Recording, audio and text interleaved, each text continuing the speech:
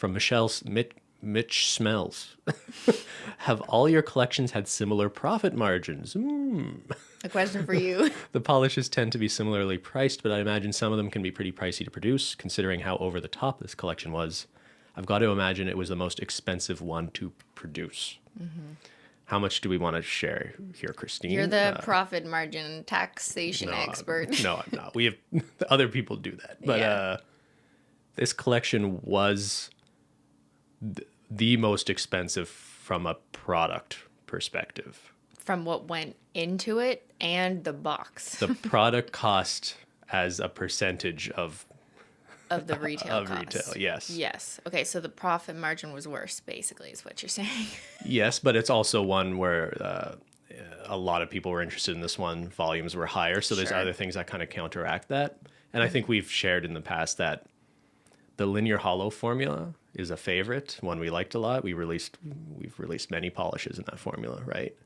But that one is also expensive just due to raw ingredients. Yeah, and there is no substitute or weakening I guess you could weaken the amount of pigment in it, but it would result in just not as good as a linear hollow product. So there's some things we're just not willing to sacrifice, and the particular hollow pigment that's in there is like the real one, the good one, and it costs money. You just got to pay for the quality. So it is what it is, and that is in part why the linear hollows are $14 instead of $13 for hollow glitter. So there is some variance in our prices for a reason. Like cremes are $11 because they are a lot less expensive from a costing perspective for what actually goes into the bottle, which kind of makes sense when you think of what's the most common type of nail polish you see in the drugstore.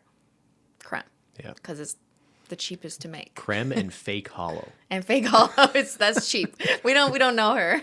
So this is an interesting. The point on the boxes too is interesting, right? Because obviously a lot of thought went into the box for the remix collection, and there's a few other ideas for like interesting other ways of doing boxes. But I would love to hear from people their perspective on this, because we've had a lot of conversations internally about these like different boxes that are more impressive and bigger and stuff. But then also like the collector in me really likes the idea of those sort of standard boxes that had that same format and the way they can sort of build a collection on a shelf that all sort of looks the same, you know? I feel like you could make an argument either way, but I'd be interested to see in the comments how that kind of splits.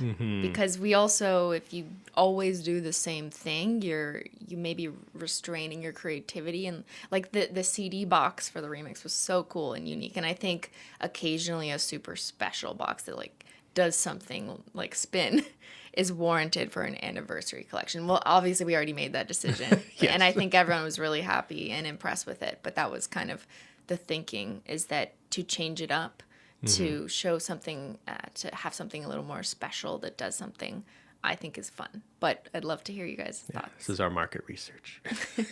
In the comments. Next one, Dots. So when it comes to boxes, are you thinking of doing more boxes that are different styles, like the remix box in the future? Oh, okay. I guess we basically just asked that. It is something that is a lot of debate and conversation internally.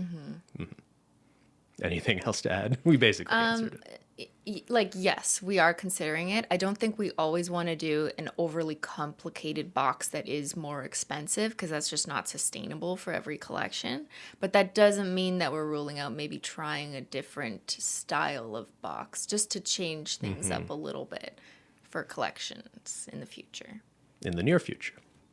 That we've already planned. That have already been committed to. Okay, yeah. This isn't the last time you're going to see a different box.